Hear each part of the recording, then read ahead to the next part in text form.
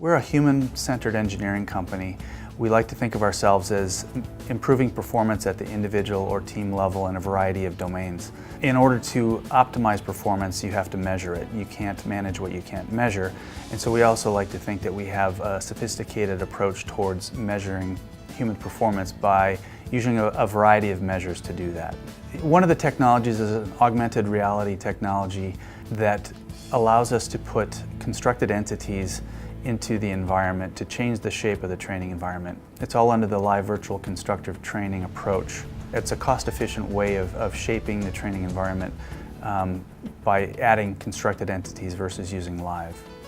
The other technology that we demoed is called Spotlight. It's a subjective assessment performance measurement tool that allows subject matter experts or training instructors to evaluate performance in live training scenarios. Both of the technologies were developed under the SBIR program. We met with both security forces operators as well as pararescue jumpers.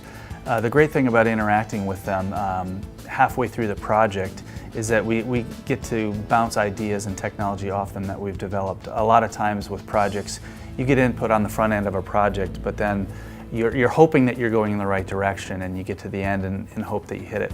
But having access to the operators halfway through is really valuable because we realized some of the ways that they'd use the technology that we didn't think of. And it also confirmed or validated those use cases that we had proposed as well. One of the things we've learned is how the requirements vary and how units vary with respect to training. We assume that everybody's the same, but it really emphasizes the need for live virtual constructive training to adapt to the needs of special units that don't always have the same resources. And so by talking with the operators, we got a good feel for some of the constraints, resource constraints that they might have that the technology has to accommodate. It was a great opportunity to have that contact with operators. That seems to be a missing link in a lot of projects, getting face time with the operators to truly understand how they do their jobs. It's that use case development and understanding the domain that's critical for us to develop technology that's properly integrated with their mission.